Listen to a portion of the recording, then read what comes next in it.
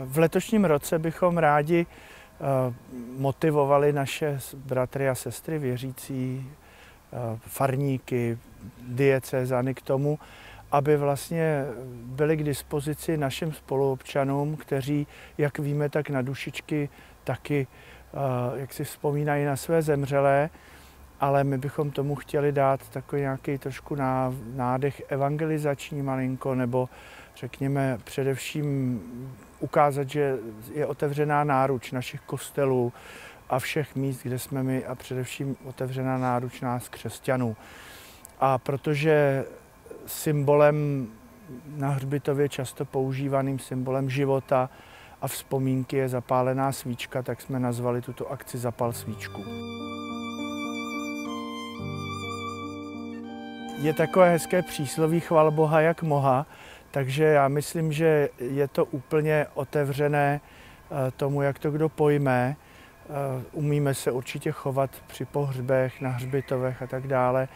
Snad umíme něco říct o tom, že věříme ve vzkříšení z mrtvých a že to určuje trošku náš horizont života, protože nejde o to vyznat tu víru jenom, ale jde o to se podle toho zařizovat. My, křesťané, bychom měli žít jako na dlouhé období, nejen tady od narození po hrob, ale vlastně mít tu perspektivu do věčnosti. A mezi to patří naděje a vlastně tu naději nějak předávat, svědčit o ní, být k dispozici jako svědkové naděje, tak to je určitě ten křesťanský přístup. No a každý, jak to umí. Někdo umí to hezkým slovem, někdo prostě jenom tím, že s tím druhým člověkem je, někdo nějakou ochotou otevřít kostel, kapličku, někdo třeba tím, že přečte jména zemřelých.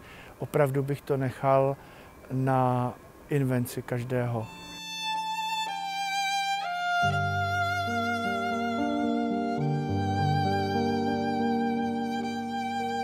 Tím dnem D jsou dušičky a je to neděle letos, čili 2. listopadu.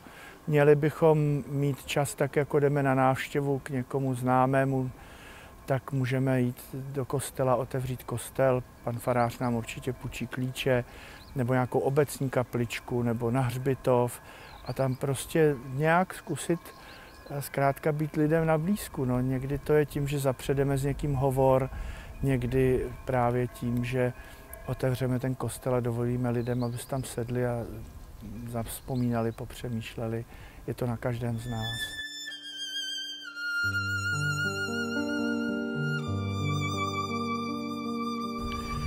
Máme internetové stránky biskupství, tam je o tom informace dltm.cz a hlavně to najdete v časopise Zdislava, protože vychází zvláštní číslo časopisu, kde to je všechno popsané, jsou tam i různé texty, návody a když si to přečtete, tak můžete potom být k dispozici druhým.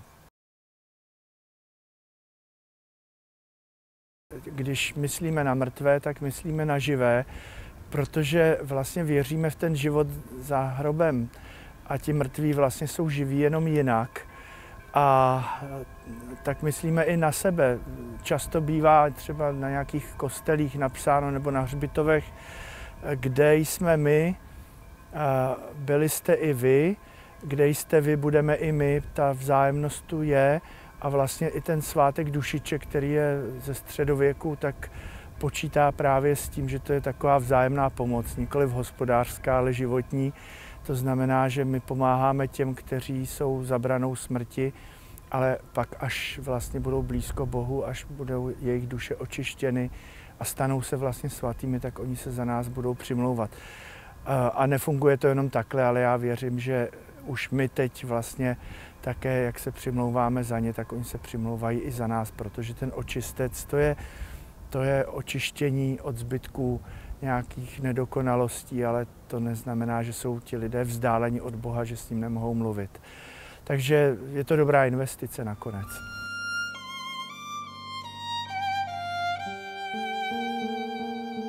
Já budu mít mši svatou v katedrále v neděli 2. listopadu v 10 hodin a potom odpoledne v 15 hodin budu na Litoměřickém hřbitově, kde je mnoho významných osobností. Je tam biskupská hrobka, kapitulní hrobka, jsou tam hroby kněží, hroby profesorů, v Litoměřické bohoslovecké fakulty a mnoho dalších známých a významných lidí, takže můžeme se potkat na hřbitově, aneb, jak to známe z toho filmu Marečku, podejte mi pero, sejdeme se na hřbitově.